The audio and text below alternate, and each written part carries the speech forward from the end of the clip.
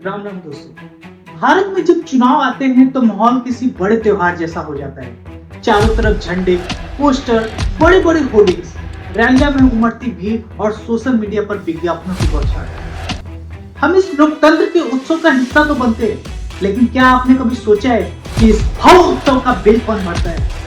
रैलियां में जो मंच सजते हैं, जो डिजिटल कैंपेन आपके फोन तक पहुंचते हैं, उनके पीछे करोड़ों का खर्च होता है।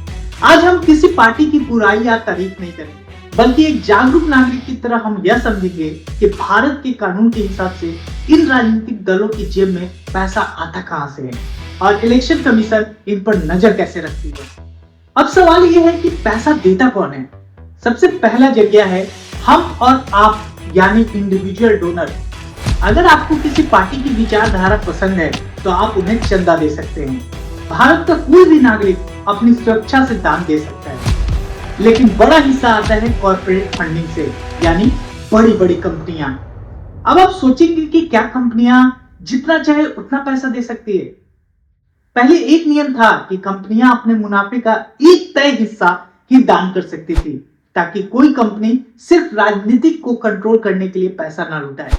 यहाँ सबसे जरूरी बात जो आपको जानना चाहिए, नियम कहता है कि चंदा ज्यादातर बैंक के जरिए, यानी चेक या डिजिटल तरीके से होना चाहिए। क्यों?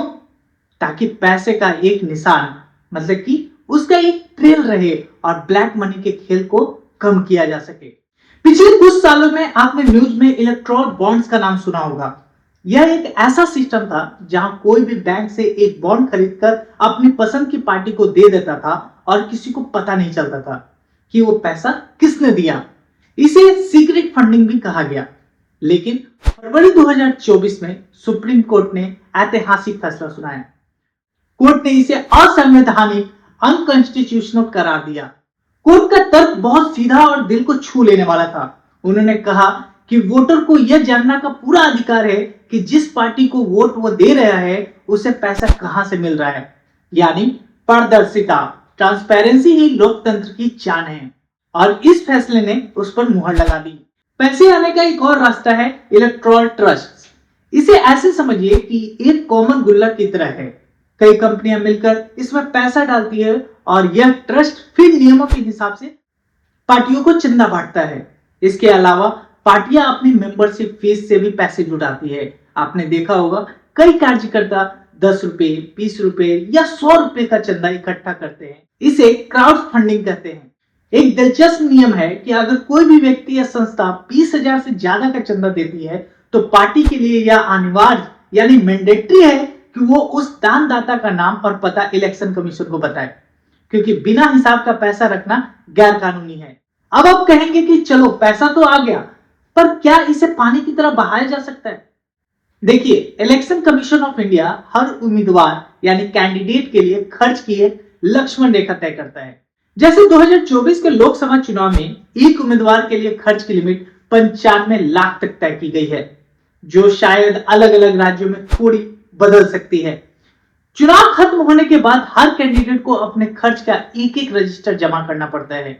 अगर कोई इसमें हेराफेरी करता पकड़ा गया या लिमिट से ज्यादा खर्च किया तो उसे अयोग्य यानी डिस्क्वालीफाई भी घोषित किया जा सकता है। यानी नियम सख्त है, बस उन्हें सही से लागू करने की जरूरत होती है। तो दोस्तों, आज हमने जाना कि रैलियों के शोर के पीछे का गणित क्या है। फंडिंग का साफ सुथरा होना सिर्फ कागजी कार्रवाई नहीं है, यह हमारे लोकतंत्र की सेहत के लिए जरूरी है। क्योंकि जब हमें पता होता है कि पैसे कहां से आ रहा है, तभी हम यह समझ पाते हैं कि सरकार की नीतियां किसके प्रभाव में बन रही है। अगली बार जब आप किसी चुनावी रैली को देखें तो सिर्फ भीड़ न देखें, बल्कि सिस्टम को भी याद करें। एक जिम्मेदार नागरिक बने, सवाल पूछिए और अपनी जानकारी बढ़ाते रहिए। आपको यह जानकारी कैसे लगी, कमेंट्स में जरूर